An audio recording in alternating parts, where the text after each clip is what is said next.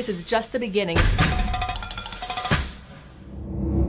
Welcome to the latest News Shapers event called the Charge Forward for Clean Energy Jobs. I'm Ben Geman, energy reporter at Axios, and I'm coming to you from Arlington, Virginia.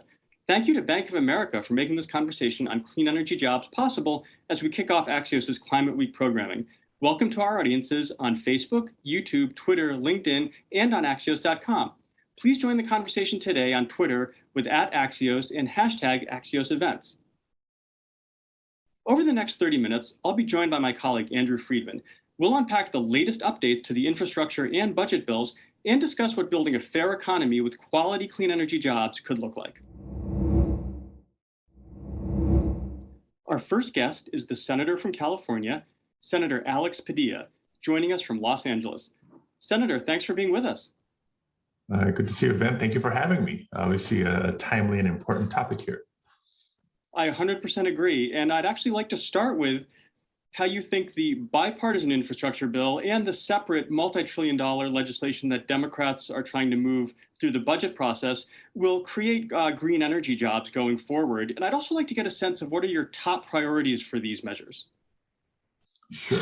Well, look, there's a lot to unpack there, but let me start with two things. Number one, reminding us all of not just the need to act, but the urgency with which we need to act on climate. There's been debate about the size of the investment in these infrastructure packages. Clearly, the bipartisan infrastructure package that has been approved by the Senate is significant, but nowhere near enough. And so we do have part two that we'll achieve through, we've heard the term a lot these days, budget reconciliation process. We have to go big in our investments in infrastructure. And if you're not convinced that we need to tackle climate with urgency, look at what's happened in recent weeks. Hurricanes impacting the Gulf Coast. Louisiana hit hard again.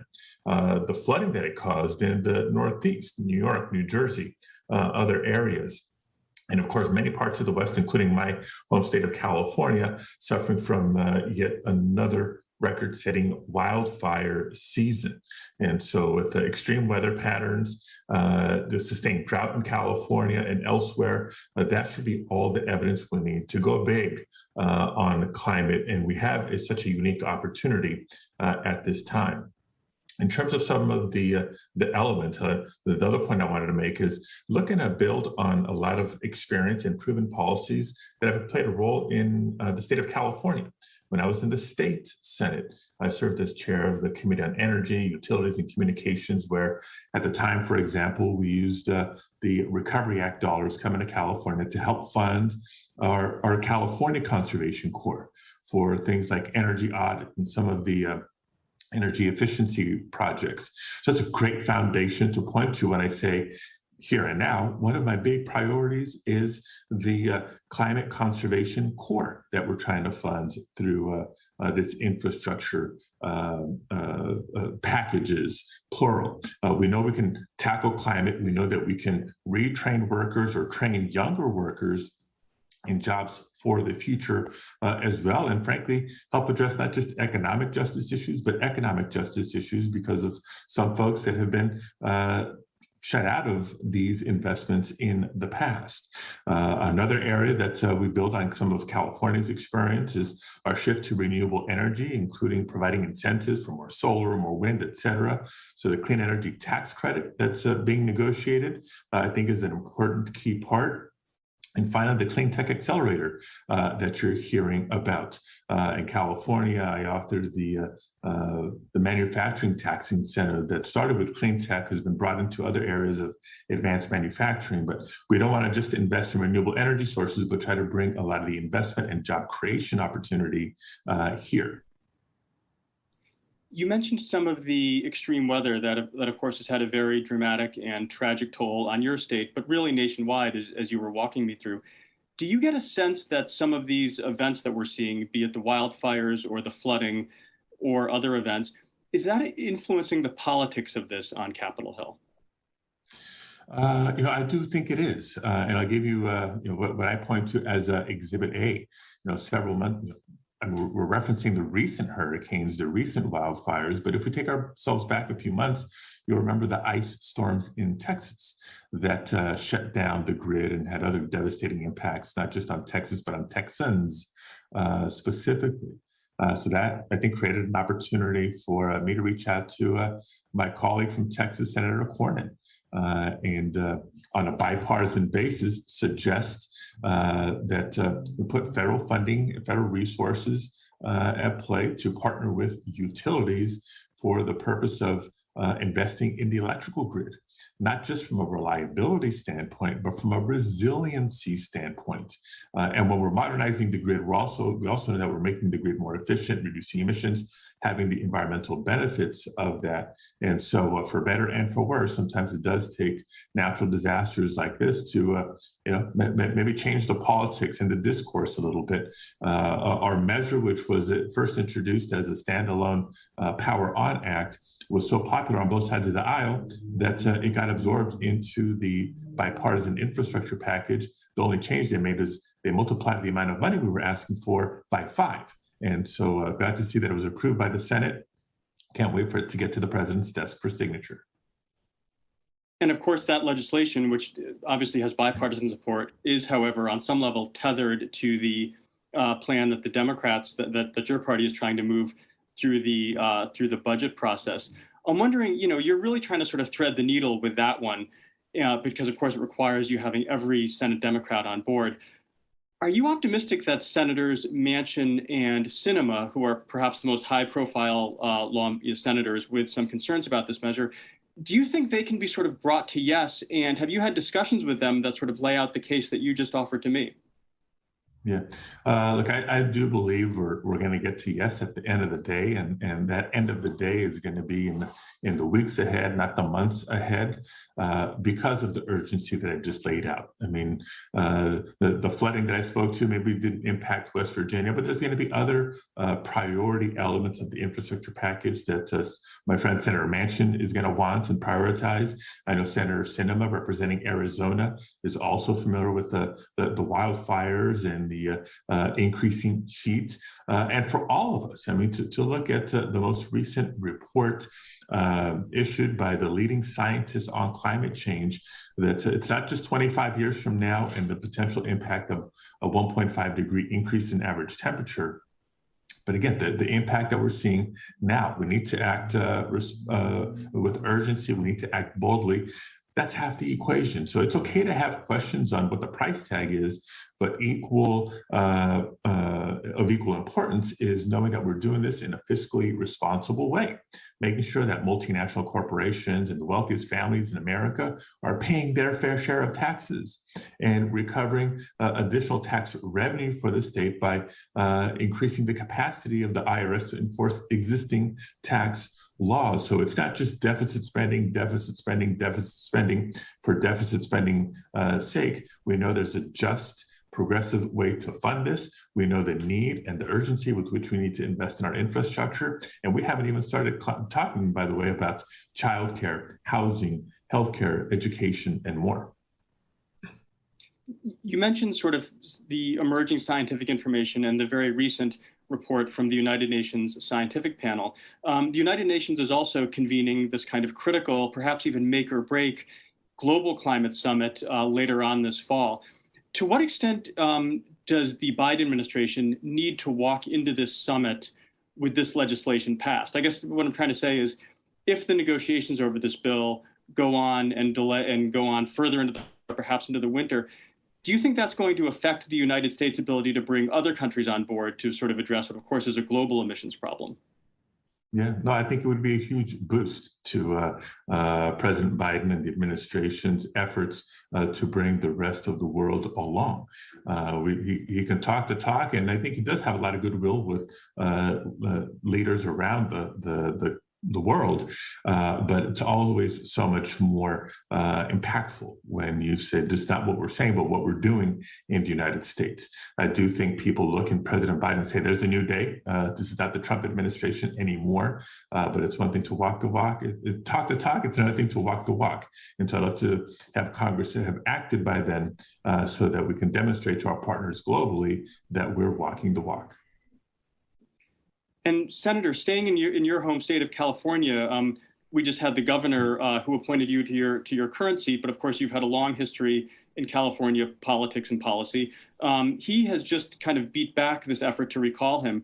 When people went to the polls for that recall, do you think that they had his climate change policies on their mind at all? Oh, no doubt, no doubt. I mean, you turn on the news daily in California right now, especially in the northern half of the state, you're still seeing the impacts of fires and smoke, people that were forced to evacuate, that sort of thing. And so I think science was on the ballot in this recall election. Science about COVID and the need for vaccines, and science about climate and the urgency with which we need to act. To have defeated the recall with such a significant margin, I think tells us Californians clearly know what's going on. Well, I think we're going to make that the last word. Senator Padilla, thank you so much for joining Axios today.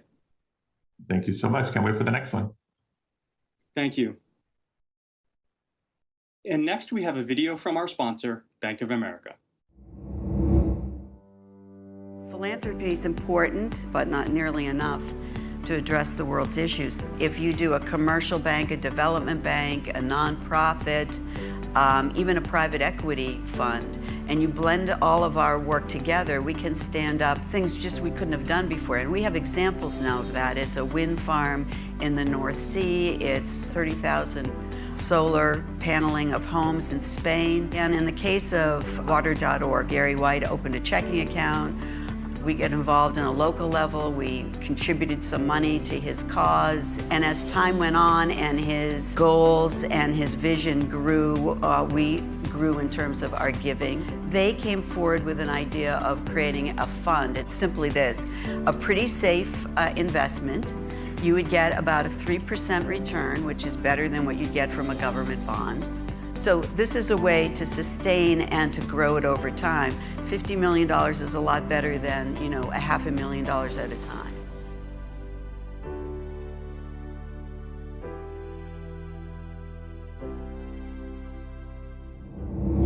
Welcome back. I'm Andrew Freedman. I am the climate and energy reporter for Axios. Our final guest is the executive director of the BlueGreen Alliance, Jason Walsh, joining us from Washington, D.C. Welcome. Thanks for joining us. Great to be here, Andrew. Thanks, especially during an insanely busy period, probably the busiest period on climate action that I can remember, and one of the moments filled with the most potential that I think we've ever really seen on this issue. Can you discuss with me how the BlueGreen Alliance is operating to incentivize the government or try to encourage lawmakers to take climate initiatives especially seriously, to look at the intersection between and focus on the intersection between climate action and clean energy jobs? Yeah, great question. Yeah, let me start with the big picture. The BlueGreen Alliance is a coalition of labor unions and environmental organizations. It's our partnership's guiding principle that we shouldn't have to choose between good jobs and a clean environment. We can and must have both.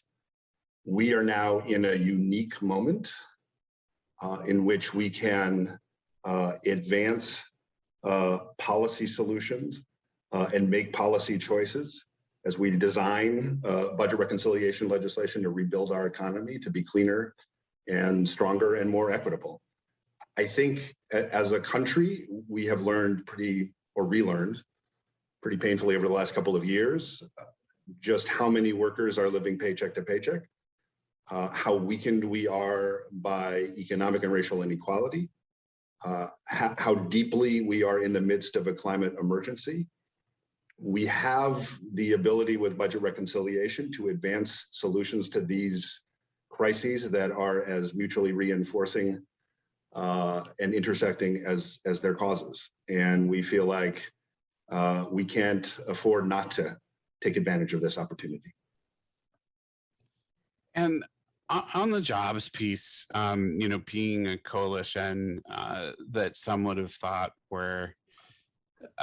wasn't going to get as so much mainstream attention in the climate sphere as the Biden administration has really whole scale adopted. The view that climate action is a jobs program and that these are for good union paying jobs. They've said that over and over again.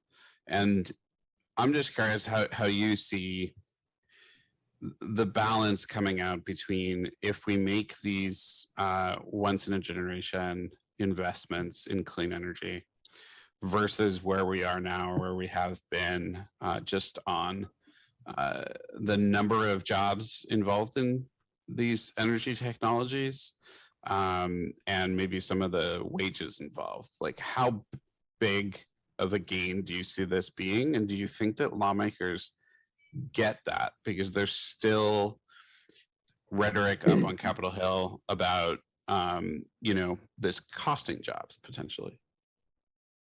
Yeah. So that's a big question. Maybe let's focus on the power sector, right? Because that's often what we're talking about when we talk about clean energy jobs. Yeah, it's a good idea. In the power sector alone, we're going to have to at least quadruple already historic levels of clean energy deployment every year over the next 10 years to even be on a pathway to meet our long-term climate targets, right? And ultimately, we're all kind of steering toward net zero emissions by 2050.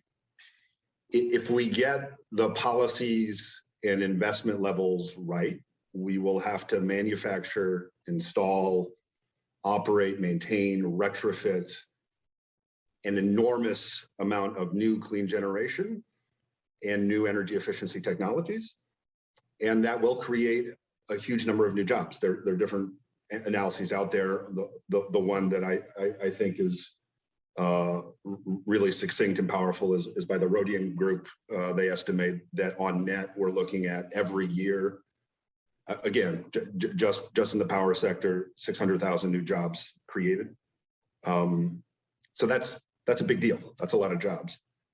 From the perspective of our coalition, the big challenges in doing that successfully to hit that balance you were talking about, Andrew, are threefold. One, ensuring that the jobs are high quality, accessible, and across the full value chain, including in manufacturing.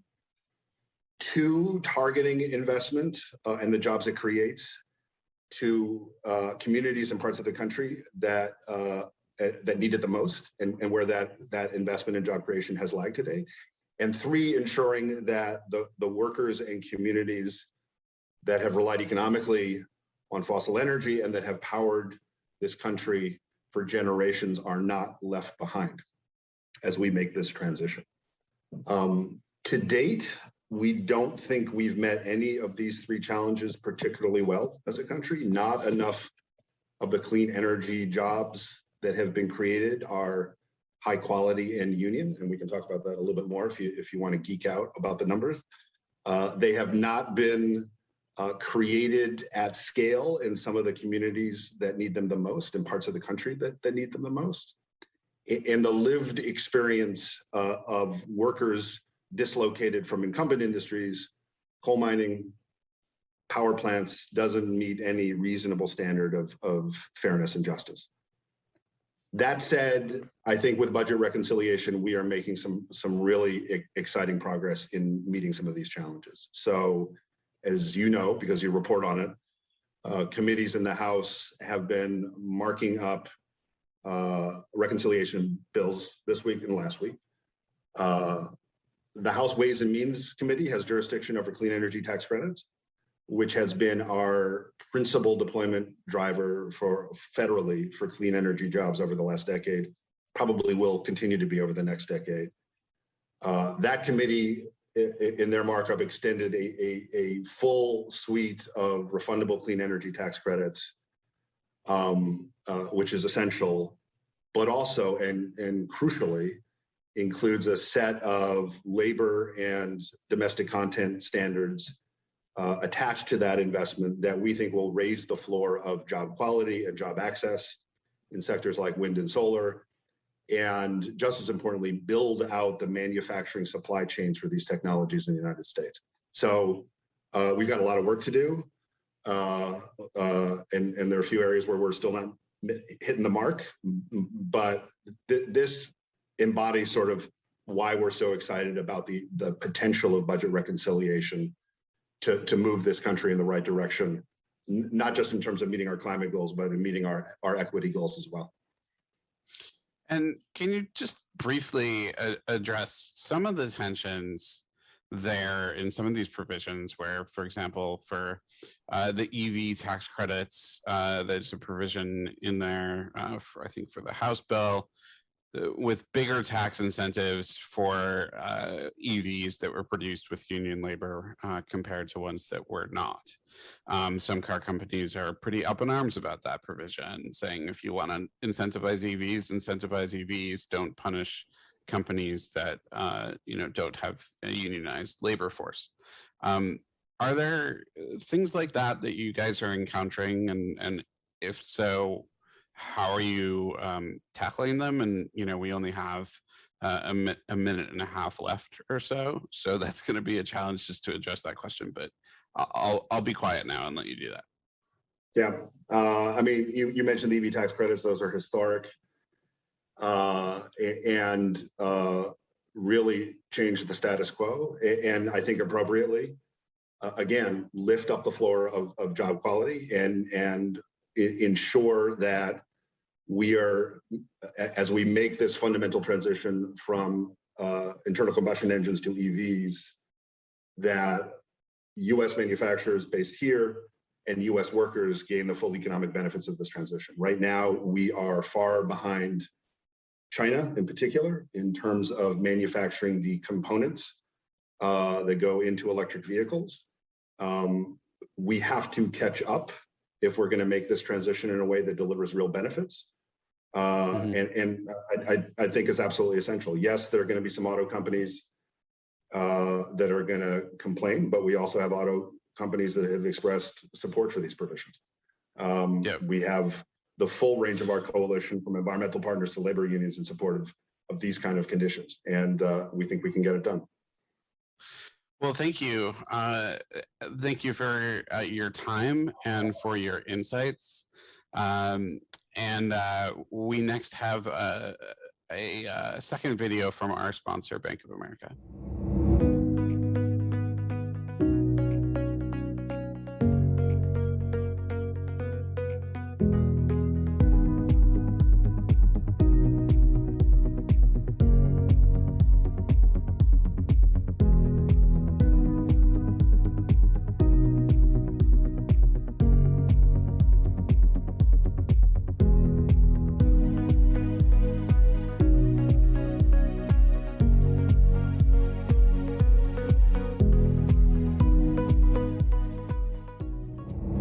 We dive into our Why It Matters segment, where Ben and I will touch on key takeaways from our interviews and what we're tracking on the horizon for the future of clean energy jobs. Welcome back, Ben.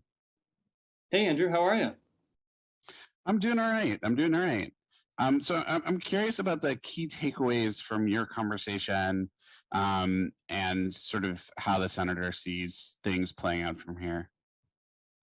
Yeah, absolutely. I mean, one thing that really struck me was that he very quickly brought up some of these very tragic and widespread extreme weather events that we've been seeing in recent weeks and months that certainly have a climate signature or climate footprint to them.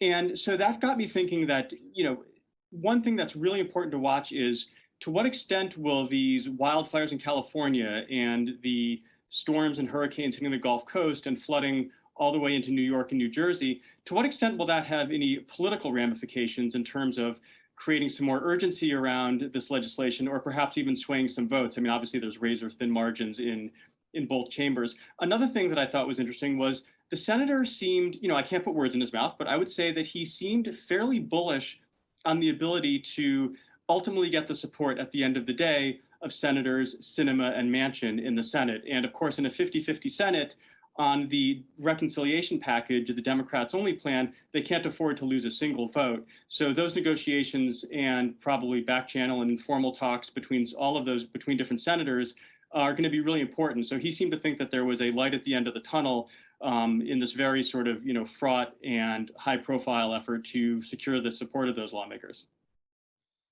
Yeah, I know that is interesting, especially given everything that we hear, reading the tea leaves on those two senators. My conversation with Jason Walsh of the Blue-Green Alliance was interesting because they're trying to work. They are a coalition of environmentalists as well as labor unions. Traditionally, like, those two things have not been wedded in legislation before. And this is very much a centerpiece of President Biden's strategy. When he says, when I think about climate change, I think jobs. He's really thinking, good, well-paying union jobs is what he keeps saying. And so that puts groups like the Blue-Green Alliance at the center of a lot of this action. And they seem pretty optimistic about the provisions that are in there, particularly the tax incentives that are in the bill right now. But as you and I were discussing actually the other day, some of the provisions, like in the electric vehicles, tax incentives are actually causing some tensions, because you'd get a greater tax incentive if a car manufacturer builds an EV, an electric vehicle, with union labor than they would if they built it without. So